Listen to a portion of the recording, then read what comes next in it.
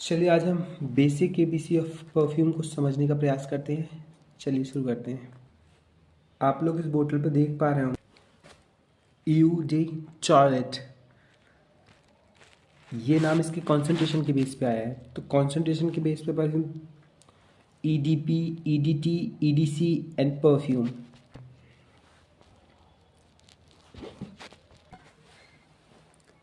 अब बारी आती है इसको स्निफ करने की। क्या कमाल का एहसास है।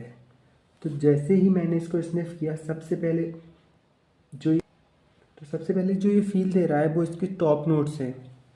जैसे जैसे ये आगे बढ़ता जाएगा इसका हर्ट नोट आएगा, और जो सबसे लास्ट में सेटल डाउन होगा वो इसका बेस नोट होगा, एंड ड्राई डाउन होगा तो बेस नोट आएगा इसका।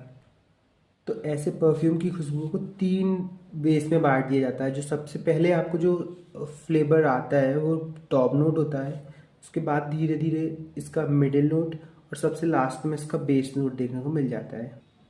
अब डिस्कशन करते हैं सबसे इम्पोर्टेंट, जिसके बेस पे परफ्यूम जज किए जाते हैं कि परफ्यूम अच्छा है या नहीं है। सबसे पहले बात करते हैं परफ्यूम की लॉन्जिविटी की। परफ्यूम कितने घंटे तक टिकेगा। परफ्यूम आपने डाला तो जल्दी फेड हो रहा है, बाद में फेड हो रहा है, धीरे धीरे फेड हो रहा है, तो इस बेस पे परफ्यूम को अपन जज करते हैं। तो परफ्यूम की लॉन्जिविटी जितनी अच्छी होती है, जितनी ज़्यादा घंटे तक वो टिकता है, तो उतना अच्छा परफ्यूम हम मानते हैं। इसके बाद बारी आती है प्रोजेक्शन की। जैसे ही आप परफ्यूम डाल के कहीं जाते हैं तो कितनी दूर से लोग आपको फील कर पा रहे हैं कि हाँ आपने कुछ डाला है। जितनी आसानी से आपको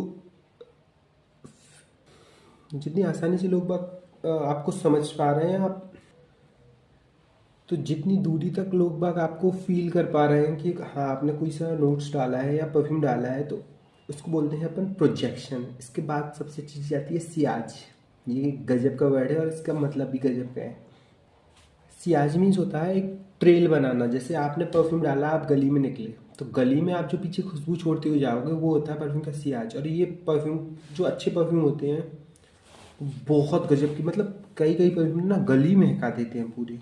तो परफ्यूम का सियाज एक बहुत गजब की चीज़ होता है। तो जिस परफ्यूम का सियाज बहुत अच्छा होगा ना, वो एक गजब की खुशबू छोड़ता हुआ, एक ट्रेल बनाता हुआ आगे को जाएगा।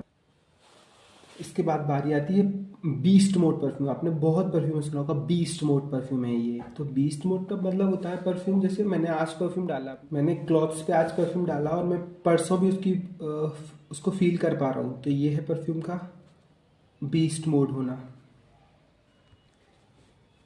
इसके बाद बारी आती है फ्रेगरेंसेस की। फ्रेगरेंसेस कई तरह की होती हैं, like floral, fruity, woody, aquatic, citrus, spicy, green, leather, ऊद। अब ये नाम तो काफ़ी कम है, बट परफ्यूम आप बहुत सारे देखने को मिल जाते होंगे आपको अलग अलग तरीके के। सिट्रस में भी पता चला आपको डेविड कूल वाटर मिल जा रहा है, और एक्वा डी जियो मिल जा रहा है, अजमल का ब्लू मिल जा रहा है, क्लब डी नट इंटेंस अरमाफ मिल जा रहा है। तो परफ्यूम में इतनी वैरायटी क्यों है जब फ्रेगरेंसेस लिमिटेड है? तो इसके लिए एक बहुत अच्छा शब्द आता है एक्कॉर्ड। परफ्यूम में जो फ्रेगरेंसेस होती हैं, अलग अलग फ्रेगरेंसेस को अलग अलग मात्रा या लेवल में मिलाकर बनाया जाता है। तो उनसे ना जैसे किसी में बहुत ज़्यादा टचवुड, मतलब एक अलग ही फील आ रहा होगा, किसी में वो वाला फील है बिल्कुल हल्का होगा। तो ये उनके मिलाने के लेवल पर निर्भर करता है। कोई बहुत ज़्यादा स्वीट परफ्यूम होगा, कोई किसी में स्वीटनेस होगी मगर थोड़ी कम होगी। तो ये सब चीज़ें ना डिपेंड करती हैं किस हिसाब से, मतलब जो उनका कॉम्बिनेशन बनाया जा रहा है, मिक्सचर बनाया जा रहा है, तो किस बेस पे क्या परसेंटेज रखा गया है उनका। तो ये परसेंटेज निर्भर करता है एकॉर्ड पे। तो इस प्रकार हम समझ सकते हैं कि परफ्यूम किन किन बेस फैक्टरों पर मिलकर बनता है और कैसे काम करता है। Thank you guys.